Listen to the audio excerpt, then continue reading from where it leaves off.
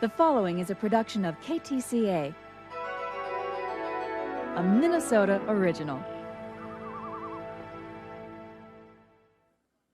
Hi, I'm Beth Friend. You just watched Twin Peaks, right? What was that deep space message all about? Are we talking aliens or what? And is that little David Lynch lookalike going to really shake things up for us? Perhaps our special guest, series co-creator Mark Frost, can shed some light on tonight's episode.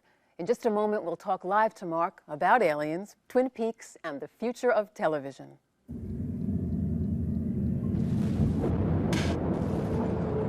Schießt vel durch Fischers.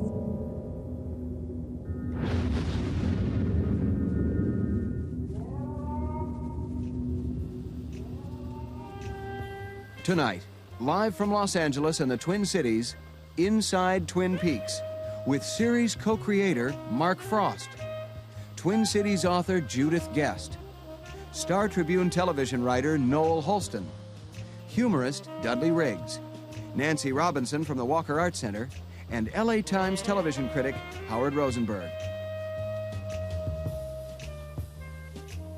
If you're already a fan, you know there's more to the Twin Peaks riddle than who killed Laura Palmer. With the second season underway, the edgiest show on TV has both critics and viewers alike guessing. In the next hour, we'll hear from both camps and get the inside skivvy on the making of the show. We'll look at the show critically and examine this cult captivation and cultural reverberations of this Twin Peaks hoopla. Former Minnesotan Mark Frost has been writing for television since his early 20s. His work on Hill Street Blues, Twin Peaks, and now American Chronicles has opened up new possibilities for the way TV is made and viewed. He joins us live from Los Angeles. Welcome, Mark Frost. Thank you, Beth. Nice to be with you. Let's begin at the beginning here. How is it that you and David Lynch came to create this series? What was the genesis of the idea? We had been talking for some time about doing a television show together. This goes back about almost 2.5 years now, during the writer's strike of 1988, when we had little else to do.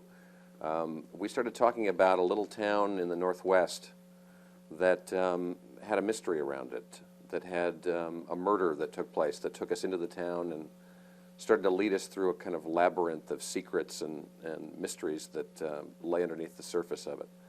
We had an agent, a mutual agent, Tony Krantz, who insisted that we take this idea to ABC, and I think we went into ABC's offices at exactly the right moment. They had had a disappointing season prior to that, and were looking at declining numbers in the ratings now, I think for the 4th straight year at that time, and they were really ready to take a chance to do something different. So you spelled it out for them. When they heard our idea. You spelled it out for them. They knew exactly what you were going to do. It wasn't a matter of you getting carte blanche from ABC. Well, we didn't really want to do it unless we could get carte blanche, because what we had sort of envisioned doing was so different from anything else that we'd seen that for us was an important part of the agreement to go ahead with this thing.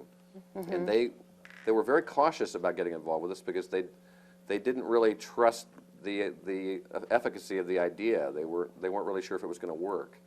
And all the research that they did and all the test screenings they had said this was going to be a turkey. It wasn't really till it hit the air and people started to respond genuinely that they saw that they might have something. So when they come to you and say, hey, our research says it's going to be a turkey, how did you respond? Well, you have an attitude towards research, I guess, that means if you take something out of the blue and show it to 12 people and they don't have any frame of reference for it, they don't know really why they're watching it, and it's a little different from things that they're used to seeing, most people are probably going to say, I don't know if I like this. I think television executives have tried to rely more on research than their own gut instincts, and I think that's led them astray a little bit. Mm-hmm. But you felt confident. Well, we felt that we were doing something that we liked, and I guess finally when you're creating something, that's the only base that you can start from. You've got to do something that satisfies yourself. And we were amused, so we thought maybe somebody else will be. Now, it's set in the Pacific Northwest. That's where David Lynch comes from. You come from where we're coming from Minnesota. Was there a sense of, was there some Minnesota sensibility that you felt you put into this series and that we can still taste and see along the way? Well, I must tell you, the original title for the show was North Dakota. Long before we moved it to the Pacific Northwest, we were playing around with this idea of the plains and a place far away from the world. But what we really lacked was that sense of mystery in the forest and the darkness that moving it a little further west had. I guess I'd spent enough time in the woods, and there are certainly woods in Minnesota aplenty, to have a sense of that myself, and a sense of the kind of mythology of the outdoors and the way that people who live way out there interact with their environment. That to me was a real important part of the show, and I guess that's probably something that I brought from Minnesota. How about the interaction between you and David Lynch? Well, David and I have been buddies for about 4.5 years. We've worked on a bunch of stuff together, and I don't know, upon meeting him, I kind of felt like Huck Finn meeting Tom Sawyer. We sort of looked at each other, and there was like a twinkle in his eye that I kind of recognized, and I thought this might lead to something. We have a great time doing it, and I think that's kind of the key to the success of the show. Many of us have read in magazine articles about your working relationship, and I remember one description more accurately, it stays in my mind, that you're at the keyboard and that he is pacing and your ideas meet on the ceiling. Yeah, that's when we work at my office at home. David gets to stretch out in a nice little comfortable chaise lounge, and I sit there and do all the typing, but he literally can't type his name, so it's a practical arrangement as much as anything else. Mm-hmm. And it's really where everything sort of starts. What about what happens? What is the synergy really between you in terms of this ceiling meeting? I mean, you come to some idea, you come to some common ground about the place of this series, the nature of this series, but what's really happening in the give and take between the two of you? It's a little like ping pong. I mean, somebody throws out an idea and the other person bats it back at you with some sort of spin on it, or they knock it out of the room if it stinks. And you just kind of hammer things out that way. When we write together, we tend to get everything that we want on the first pass. So every sentence, even stage directions, are very well considered. And we'll usually end up cranking out about 5 to 6 pages a day. That's about our maximum. Ever hit really snag moments where you're each defending a point or a position? Oh, sure. You always get to that point. I mean, I'd never written with a partner before, neither had David, and what you quickly realize is that it's quite a bit like a marriage. I mean, you've got to have a formula for compromise that will get you out of those corners that you sometimes paint yourself into. And I think we managed to do that fairly well. Can you describe to us a moment that we've already seen on the tube in a past episode where you were on one side of the fence and David on another in terms of how to portray a character or where to move in a scene? Well, I had a few doubts about the midget. Initially, I wanted to know a little bit more about who he was and where he came from and why he was dancing. But once we kind of reasoned that out together, again, it's like being at the UN. You've got to just first decide on the shape of the table, and then you can decide on the particulars. And if all else fails, David will go get a cup of coffee, and I don't keep donuts around the house, but he can always send out for one. What about your other colleagues in this production? I mean, it's well known to us here in Minnesota that you're working with a lot of Minnesotans, a lot of people that you worked with in the past. Let's talk about that for a minute. Sure. Well, I'd like to work with people that I know, and in founding a company, which is what we effectively did when we started the show, I wanted to use people who I could trust, number one, whose talent I respected, and who I know could deliver under pressure. So there were quite a few people that I turned to who I'd worked with before, who I brought on board. Bob Engels is a native of Minnesota who's now my executive story editor, and Richard Hoover is the production designer on the show, who I've known for 20 years. And a number of actors, including, as you know, my father on the show. Right, and Chris Mulkey as well. Chris Mulkey as well, mm-hmm. Exactly. I've known Chris for 15 years. So. Mm-hmm. It I think, informs the work with a little bit more texture and common vocabulary. You can get to things quicker and discover things a little faster when you're working with people that you know. Mm-hmm. Let's switch back from this sort of intimate group of people to everyone receiving this series, the press particularly. Have you consciously, you and David, set out to make a kind of mystique here and keep Twin Peaks at a distance from us, give it a kind of preciousness, so we all sort of give it that second level of listening and that second level of looking? Well, one of the things we decided to consciously do when we first started out was go to the press with the show and say, please help us, because we may die a premature death here if we're just going to depend on the network and the network numbers. So it was a conscious effort initially to show the show to press people and hopefully garner their support going into our initial set of broadcasts.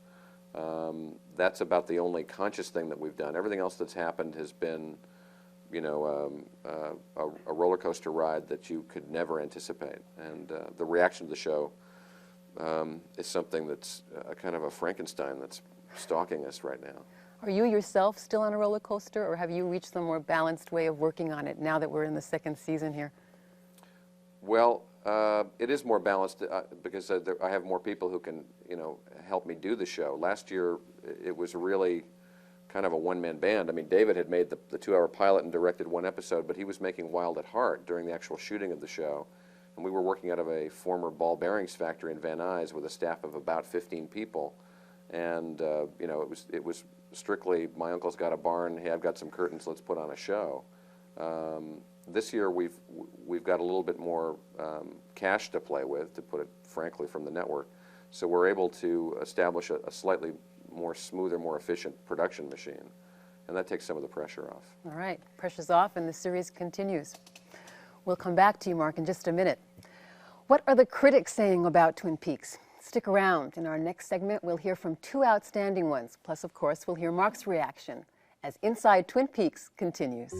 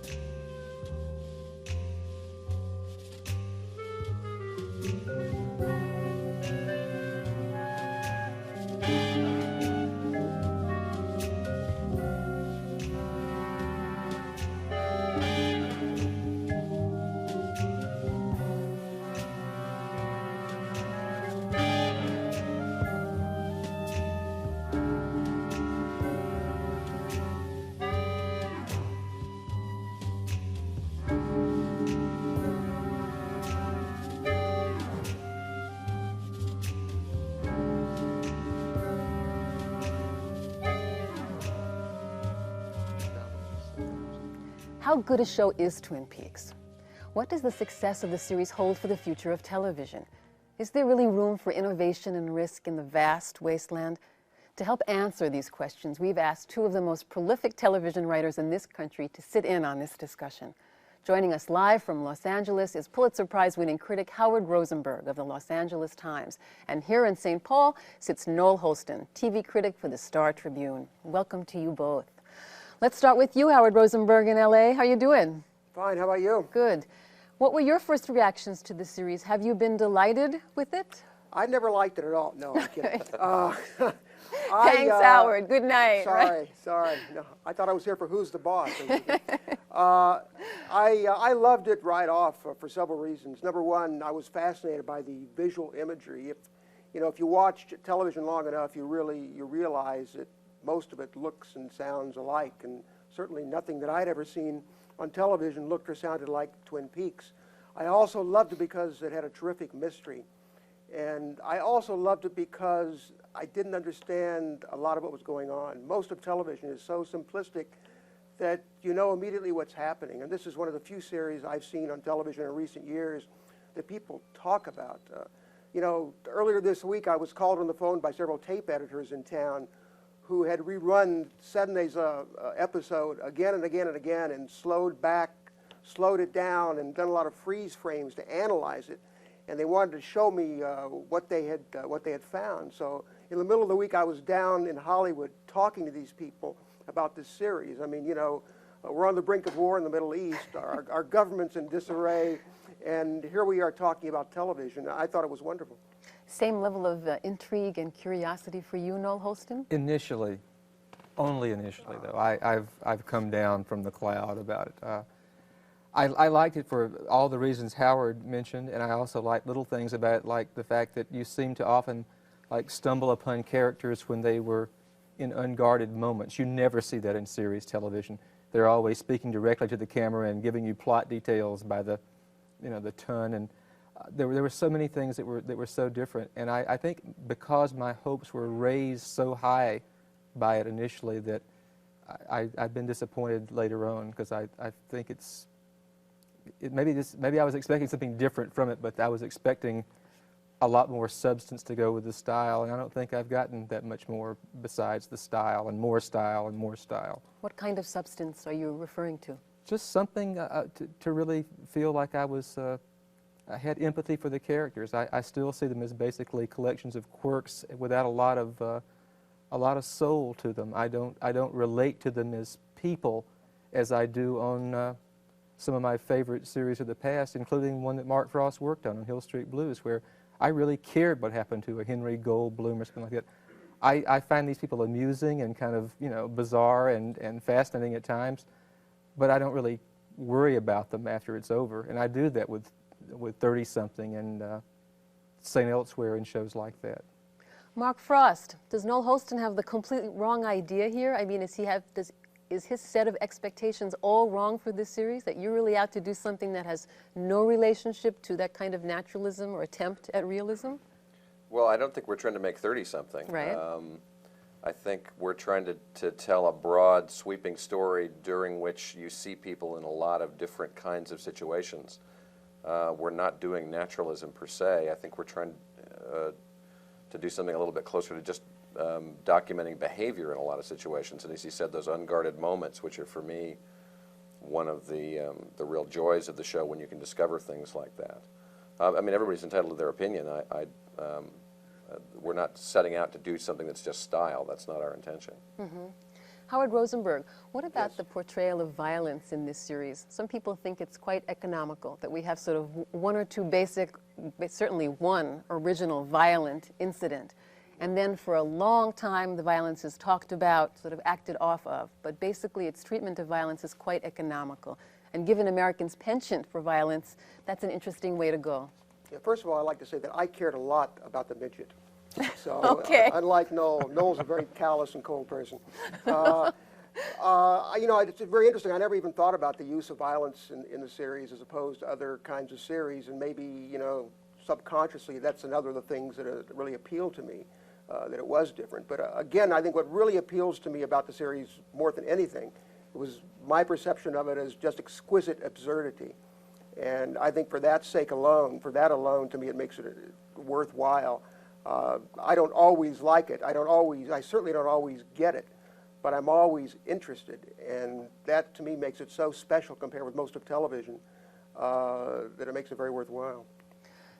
Yeah, it's a funny thing though. Maybe I'm just not enough of a aficionado of absurdity and everything, but some of the things that stand out for me in this series are the fact that there's been more grief in this series than in any television series I've ever seen. We see people die by the thousands every year in series television, and people get up and walk away from them, and the people who kill them walk away.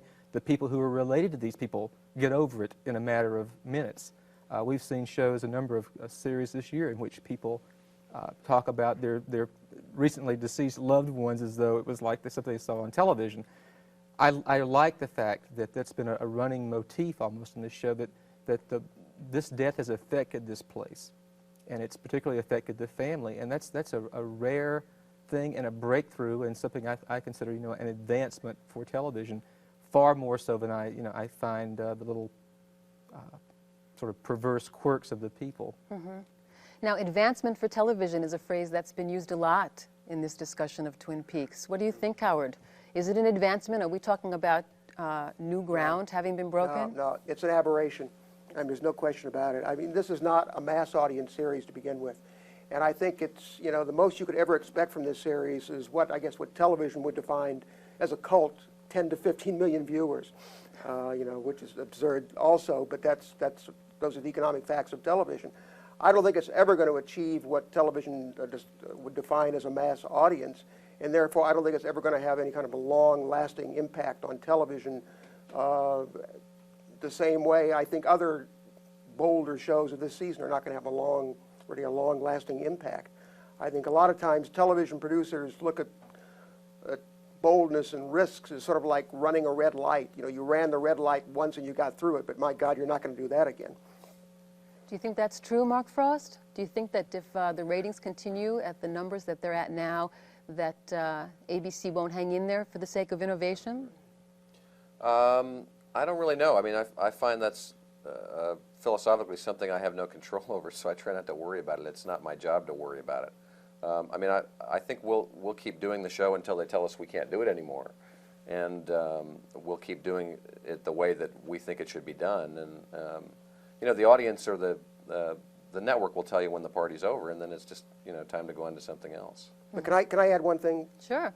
Yeah, I mean, what's interesting about this series, and probably some other series, especially on ABC like 30-something or China Beach, is that it's not so much the mass numbers that are really, I think, appeal so much to ABC at this point, but the demographics, the quality of the audience, and the people generally who watch this show are the kinds of people that advertisers are really seeking, young people with money to spend. And I think that is one reason that will, at least for the time being, ensure its survival, along with the fact that it's a continuing mystery. And if ABC were to cancel this show before the mystery were solved, and we'll never know when the mystery will be solved, a lot of people would just be furious with the network. Mm-hmm. What does it suggest to you, Noel Holston, and you, Howard Rosenberg, that we are sitting here on public television talking about a venture by a network? Oh, I think that shows come along every so often that really do sort of galvanize opinion and draw a lot of attention. Mary Hartman did it. Even a show as routine as Dallas did it for a while. I think this case is somewhat different, though, because what's different about this one is not just a little bit better writing or anything like it. It's the whole package. It's the fact that this is showing that almost, well, not almost, a movie-like production can be put together on a weekly basis and can be, in fact, better than most of the movies playing in the theaters right now. And it's the whole thing, the use of music and visuals and unusual idiosyncratic dialogue to create a total mood and ambience. We haven't seen that before, and they keep upping the stakes of television. Mm-hmm. Hill Street Blues upped it. This has upped it one more time. Has it upped it, Howard, in terms of visuals and music for you? Certainly both have been talked about as being dramatically better than most TV shows have offered. Yeah, just visual-wise and mood-wise and tone-wise, it's like in a stratosphere of its own. I mean, again, it's totally unlike anything that's been on television. And I think, you know, for that reason, that really alone makes it very striking. And it's not the kind, you know, much of television emulates other television.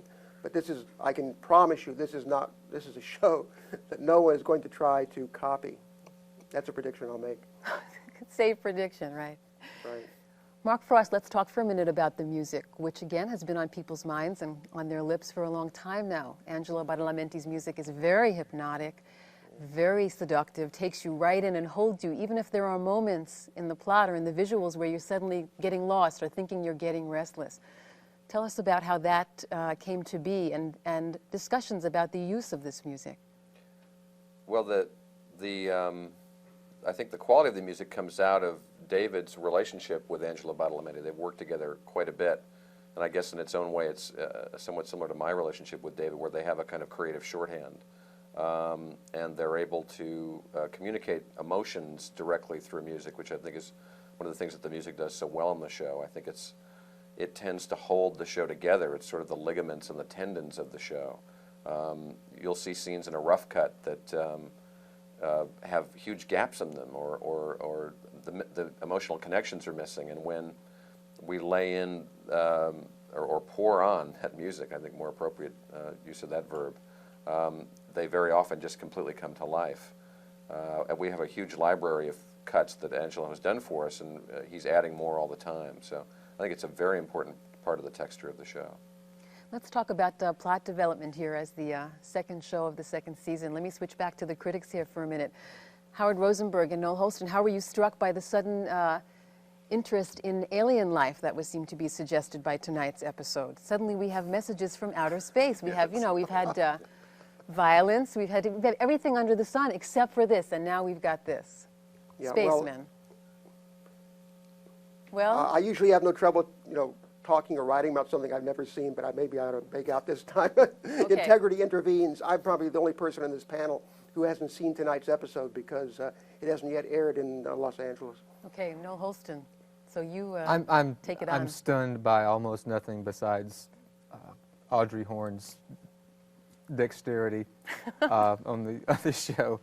I was not shocked. I was surprised by it, but not shocked, because at this point, I mean, if you've been watching this show for the past, 8 or 10 episodes, it's not exactly going to surprise you to do anything like that. I'm a little bit at a loss, though, because I'm losing my train of thought here. The space element, we've seen space before, but it will probably be treated in a different way on this show than any other. In Soap, Burt Campbell was abducted by aliens. We have a lot of references to things like this in the past in series episodes, but I think we're fairly safe in assuming this will not be treated like anything of this sort has ever been treated before. Mm-hmm.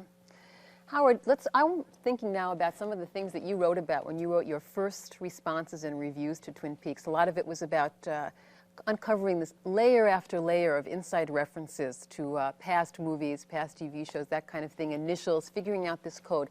Was it too much, do you think, of an inside thing, and does it remain so for most people? Because you're the person that talked about the relative cult status it now has. Is that a problem, you think, for many viewers, and will it continue to be? First of all, I will have to plead honesty. Much of the information that I printed was given to me by other people who were much smarter, much more sophisticated than I am.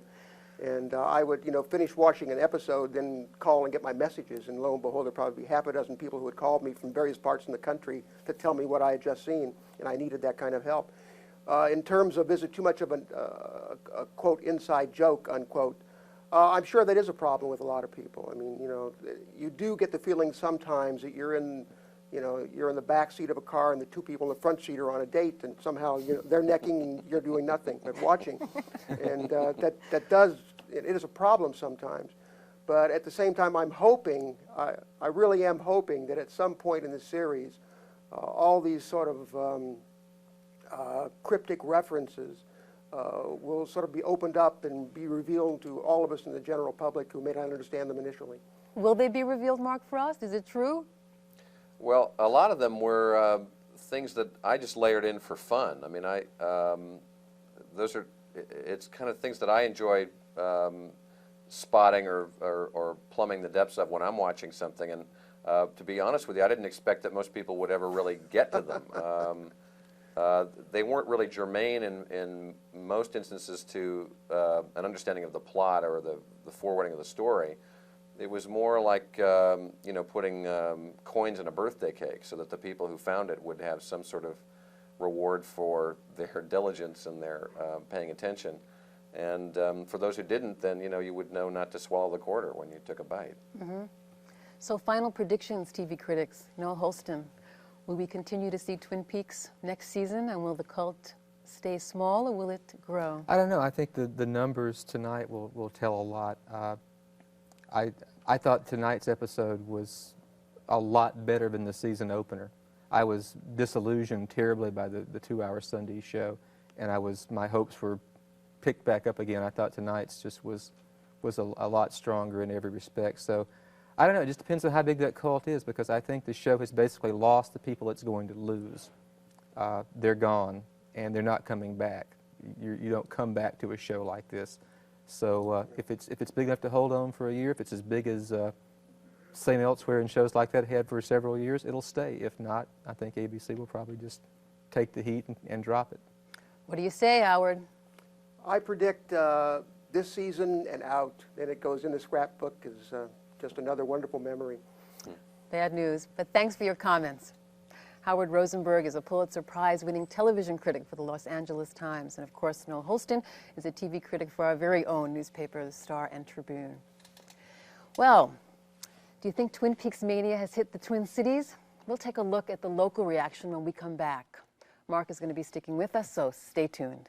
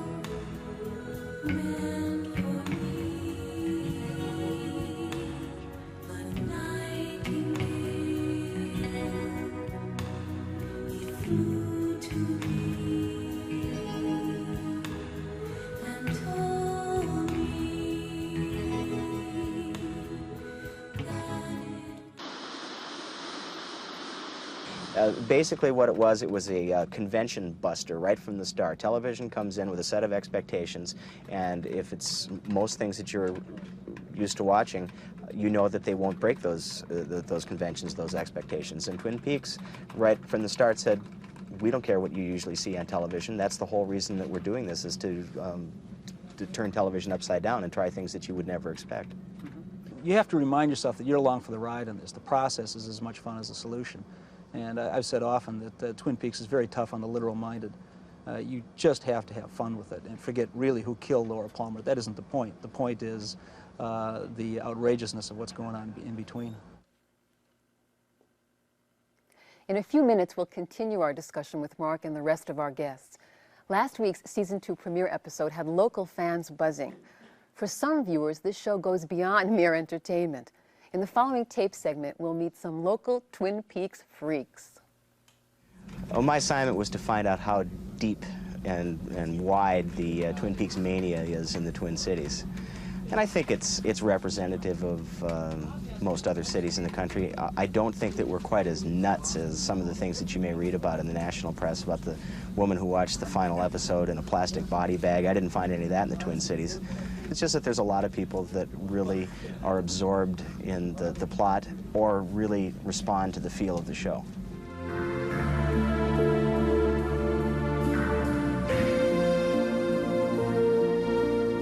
It seems to be a kind of illiterate group of people that like the show, and in almost every case, the people I talk to who are Twin Peaks fanatics say, I never watch television. Maybe something on Channel 2. But otherwise, commercial television I'm not the least bit interested in, but I like David Lynch, so I thought I'd watch this, and I loved it, and now I'm a freak. That's right. Ben, it's Chair. We got an operation. Show me why. What's the appeal of Twin Peaks for you? The soundtrack. The soundtrack is hypnotic. It pulls you in. The direction is brilliant. The characters are interesting. They're realistic. At least at the beginning of the series, they seem realistic in a way that I had never seen characters like that on television before. I don't have a TV, so this is the only show I watch. There are so many people told me it feels like a movie. I mean, I watch a little bit of TV and it all looks so canned and so sterile, but this has got atmosphere and music and just a feel to it that seems like something that you would see at a theater. Some people don't mention the atmosphere as much as they respond to the Who Killed Laura Palmer aspect of the show, while other people say they couldn't care less who killed Laura Palmer, that ceased to be a factor for them within the first 2 episodes, that all they care about is sort of disappearing into Twin Peaks. It's like they're going someplace that they feel like they may have been to once in their life, but they don't normally get a chance to experience that, or else a place that they've really never been to but would like to go.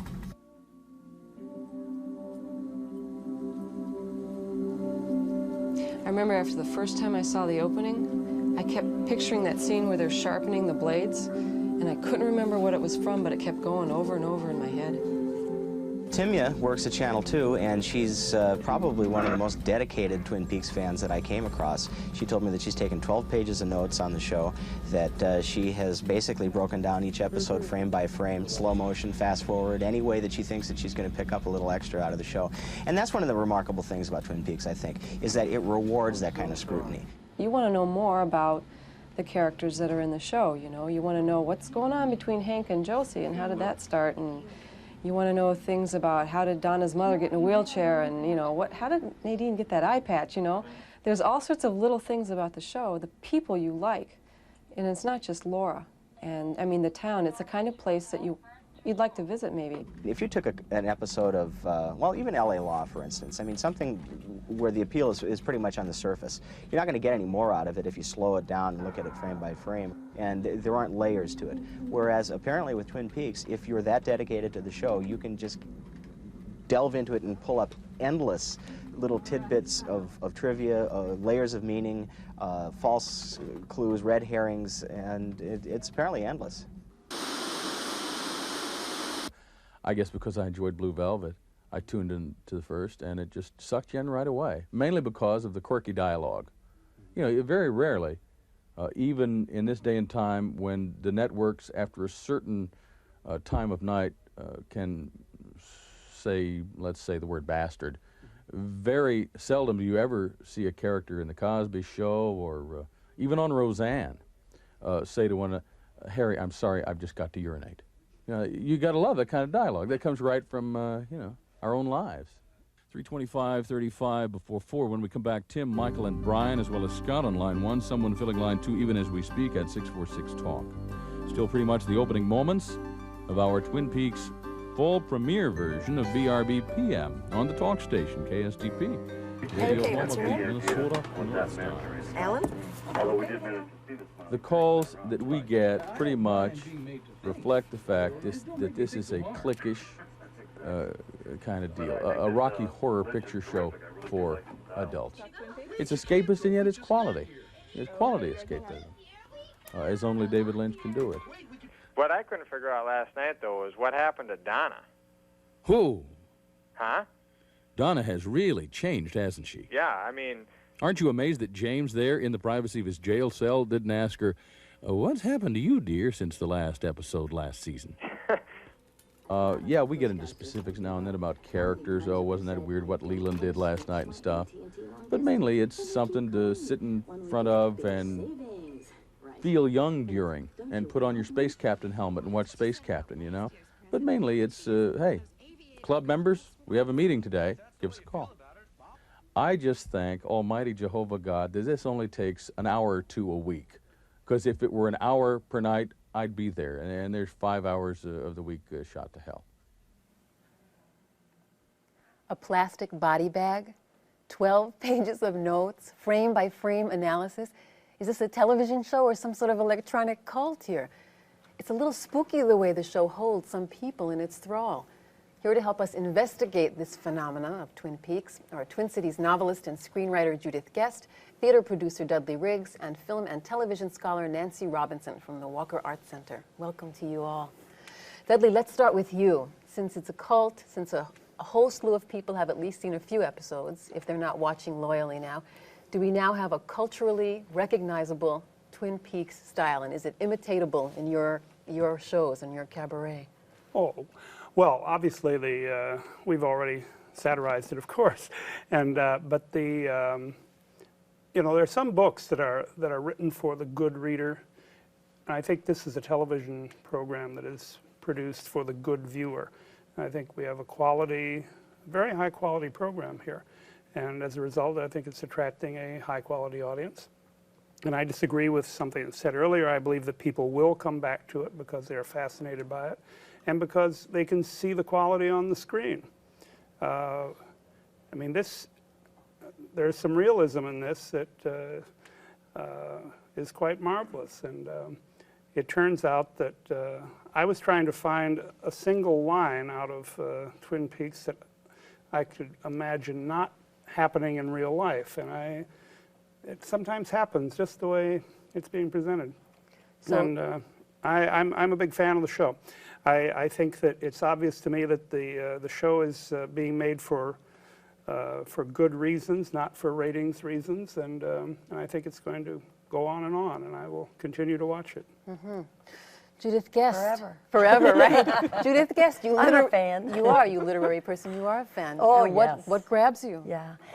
You know, I'm not sure what grabs me. I know what I like, and I know what I don't like. And it's the first show in 20 years that I would wake up on Thursday morning and go, is it Thursday? It's Thursday, all right.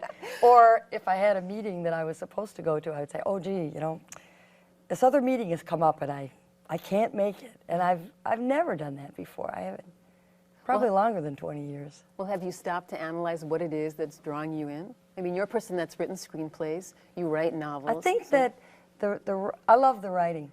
And the writing, the sensibility behind the writing seems very different from mine. And that's interesting to me. I am always surprised by the things that people do, and the characters. Yeah, what the characters do, and that's important to me. I like to be surprised. I'm either laughing or I'm going, oh no, like this, and then that's the feeling I like to have when I watch something. Do you have any questions for the man who did a lot of writing here, Mark Frost? One writer yeah, to I do. another? I have a big question. My very favorite actress of all time, I haven't seen her for 2 weeks, and I'm worried about Piper Laurie. It's a good one, huh? Piper will be back. Oh, happy days! Happy days. There's a mystery surrounding Catherine at the moment That's, that I can't obviously go into. I very much appreciate you telling me that. Thank you. That's what you wanted to ask him? No other questions about the writing? No, no other questions. just keep doing it. Well, what have you noticed about who likes Twin Peaks and who doesn't? Do you have any of your own sociological conclusions? I mean, does everyone in your family sit down with you in this ritual? My boys all like it a lot. In fact, I was in Michigan in the middle of the season working on a cabin that I had just bought on Lake Huron. And my middle son, John, was with me. And we went out one night for dinner at, we had no television set. So that was the big thing that was upsetting both of us, that we had no television set. How are we going to watch this on Thursday night? So on Sunday night, we went out to this restaurant, this German restaurant outside of town, and John saw this huge, gigantic television set in the bar. So after the meal was over, we said, wonderful meal, and the manager said, thanks a lot for coming. And John said, we have this television show we like to watch on Thursday nights. And the woman said, well, Thursday night, if there's not a Pistons game, you guys come on over, we'll let you watch it. So John and I went over, there was no one in the bar, we had a drink, we watched our favorite television show, and it was bliss. It was great, yeah, it was. Nancy Robinson, do you have any sociological theories about who's been watching Twin Peaks and why? Well, the demographics are pretty interesting in terms of the breakdown both of gender and age. The idea that young men are watching, and also women in their 30s to 40s are watching. And for me, I would say that that's a group that, the young men are a group that certainly Hollywood has tried to attract to the screen in the last several years with slasher movies, and they apparently, thankfully, have had it up to here. So they're looking for a movie experience, but they don't want to go find it in the theaters. They can't find it in the theaters now. Whereas the women, the older women, have grown up with the films, have taken films probably a lot more seriously in their youth, and were completely aghast with the slasher films. And they're also looking for a movie experience. Twin Peaks does it for both. Mm-hmm. What about the way that you think about Twin Peaks in terms of relating it to other visual mediums in the past, to past television, say? Well, I think Twin Peaks is a kind of a combination, Peyton Place, All My Children, and maybe a little bit of I Love Lucy and Looney Tunes thrown in. not in that there's a fast pace within a slow medium. I tend to think of Twin Peaks as being a kind of deep television. People talk about it trance-like, and it is that way. It's almost like being in a submersion tank. You go there, you visit, you stay, and you watch, and hopefully you learn something that'll help you for next episode, but there are no guarantees. That's something that was around and has been around in some television, but not long enough to keep people hooked for this kind of period. Well, when was it ever around before? Well, I think that early on, I would guess that Peyton Place had a lot of this approach. It was a very dark television show. It was shot very darkly. Twin Peaks is shot so darkly, I'm sure people keep running to their television to adjust the contrast. And Peyton Place was like that. There was an interest in Peyton Place that went far beyond what was actually going on in the screen, and people talked about Peyton Place as though it were happening, if not in their town, in the town next door. And the way people talk about Twin Peaks is not the way people talk about a television show.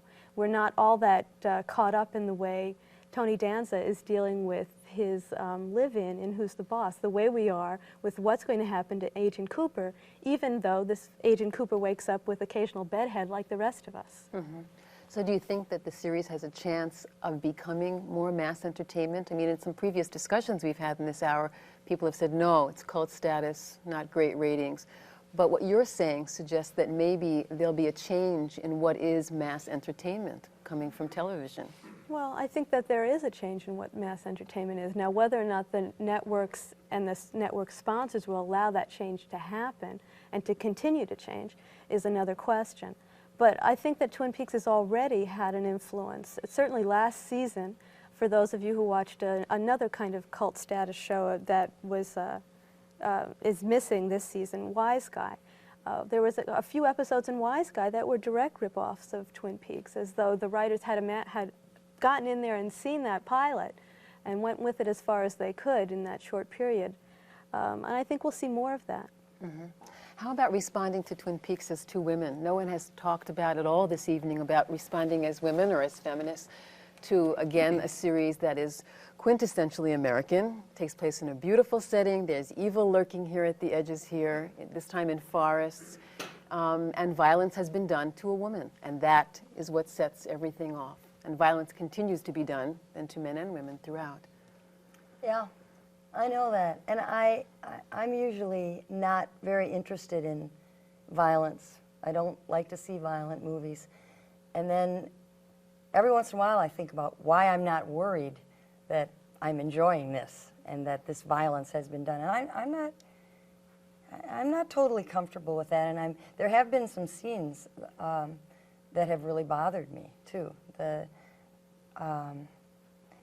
the end of not this episode, the episode before that, that seemed the most graphic picture of her death, and it did make me pull back. But in the main, I think I make a decision whether I'm going to trust the sensibility of the writer that I'm going with. I do the same thing in a movie, and in the main, I trust him. I think he has. All the writers that are working on the show seem to have a sensibility about a knowledge of. They've all eaten from the tree of the knowledge of good and evil, and that attitude that they seem to portray is very different from my attitude. I think my attitude in my life and in my writing is, yes, I know there's evil in the world. I don't want to think about it. I don't want to write about it. I don't want to see it. And I think how I feel directly influences that. I think somehow I must feel that when there is evil, it negates all the good. So I think one of the things that attracts me about this kind of writing in this show is that they show evil and they show good. And they seem to be saying, these two things exist in tandem, and one doesn't cancel out the other. And I think that's one of the things I like about it. Nancy, how about you in response to the question of the portrayal of women? Well, I think that violence does happen proportionately more to women than to men. The difference in Twin Peaks and the town of Twin Peaks is that the town takes notice when it happens, unlike many other cities around the country. The entire town is obsessed with what happened to Laura Palmer, and by trying to find out what happened to Laura Palmer, basically is trying to find out what happens to their society as well, how this violence interacts. Whereas the women, another point would be that the women and men on Twin Peaks are equally divided, I think, among the powerful and the powerless. It's not gender specific who the dupes are in this show. It's all over the map. Mm-hmm. We're talking about, and we've mentioned this before, about really good character construction here, and that these are characters that are really fleshed out in a very interesting way. Yeah, interesting to me. Yeah. Mm-hmm. I think that's and good another relationships, I think, is what I'm getting at. That there's something that's grabbing everybody about family, the relationships of parents to children, girlfriend to boyfriend, that kind of thing here. Mm-hmm. That we have to credit you guys for that, Mark Frost. What are your thoughts on that? Do you see that? I mean, even you looking at the series as it's developing, has that been a strength for you all along and something important to you, this family relationships and how they're portrayed? Yeah, very important. And also just to refer to your point a moment ago, that the presence of good and evil in people's lives, it's my experience in my life that very few people are all of one thing. Right. Most people are not unalloyed by the basest instincts and the highest sorts of purposes. And the good guys and bad guys, I find in real life, are much harder to distinguish than they are in the movies or on television.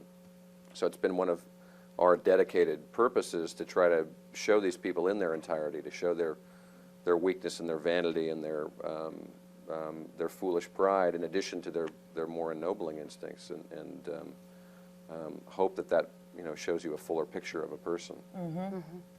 How do you feel about hearing all this analysis? I mean, obviously you agreed to come on television and talk with us about this, but is it purely pleasurable? Is it somehow provocative in giving you ideas, or just sort of bizarre? Well, it's fascinating for me to hear people talk about the show, because I get up in the morning and I drive to work, and I work for 14 or 15 hours, and I drive home, and I'm not privy to the water cooler discussions or the things that people talk about in the show. I'll sometimes read about it in newspapers or magazines, but and I guess on purpose I've kept myself fairly insulated from the kind of cultural phenomenon that has surrounded the show, just because I don't want that to seep into the work in any counterproductive way. So I'm delighted to hear people talk about it. It is quite enlightening for me. Well, let's try to bring our discussion to some kind of conclusion, in the sense of decide what it is we have here. I've heard all kinds of descriptions, some tonight and some in the past, describing the show. You made references to Peyton Place. Some people have called this, Dallas with brains. Some people, a friend of mine characterized it as Joseph Campbell meets Blue Velvet. So let's talk about it in a broad sort of American cultural vocabulary. What is it that we have here? Dudley, you want to take a stab at that? We have a yuppie Sherlock Holmes. We have crickets that make loud enough noise so you can hear it over the waterfall. But this yuppie Sherlock Holmes is our hero following the quest, following his clues. He's a very attractive hero. And most of the, my speculation is still the same. Any line taken from Twin Peaks could probably be found in some similar situation in real life. I mean, people do say silly, bizarre things in real life. And when the woman says, "I can't hear you because you've got a thing in your mouth," I think that could happen. And I think the show will gain audience. I hate to have everybody hanging crepe on the idea that the show will not develop a large enough audience. I think people will hear about the quality of it and will come back to it. One last point that I want to hear your reactions to that I was thinking of, which is that here we have, in a sense, a certain extension of Garrison Keillor. We have this it's Pacific Northwest iconography, but it's somewhat the same. And one person even described Twin Peaks as what you'd get if you drained Lake Wobegon. We're at the bottom of Lake Wobegon here. Do you see a connection here, and in a continuation of an American fascination with small towns and what happens in them? I see more than anything else. For me, a comparison in literature would be Hardy, and I love Hardy. And I like to pick up a Hardy novel and read 50 pages, and you're still on the same fen, in the same section of the road, with the same thoughts, with the same person. And I mean, I have heard people say, well, it moves kind of slowly for me. It doesn't move slowly for me at all. I mean, the slower, the better. That's the way I like it. And for you, Nancy Robinson?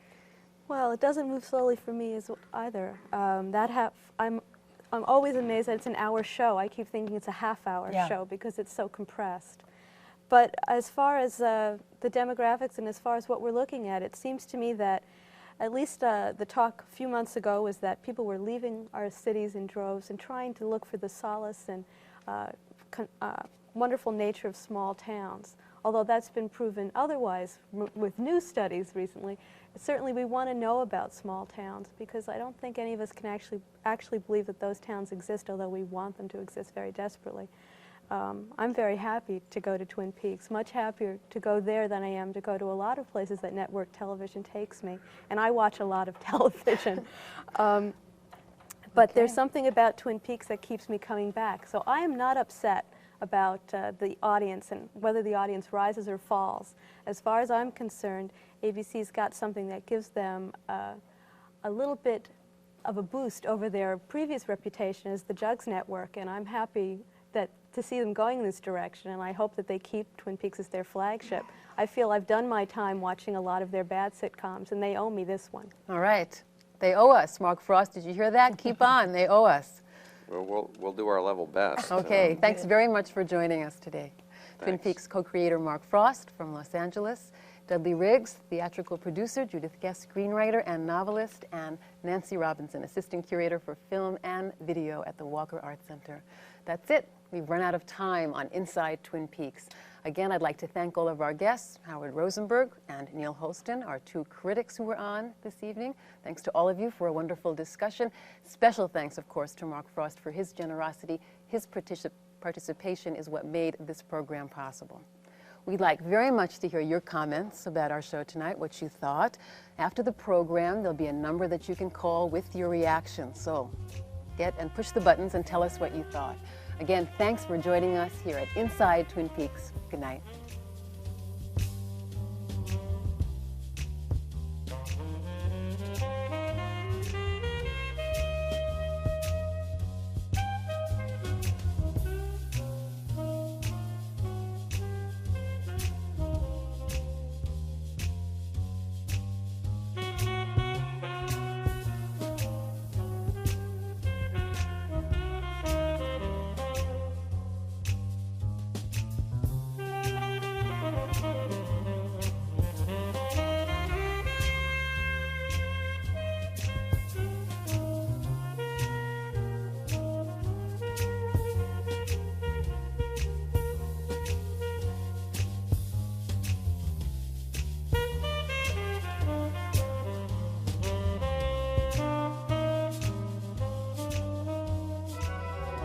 This program was produced by KTCA, a Minnesota original.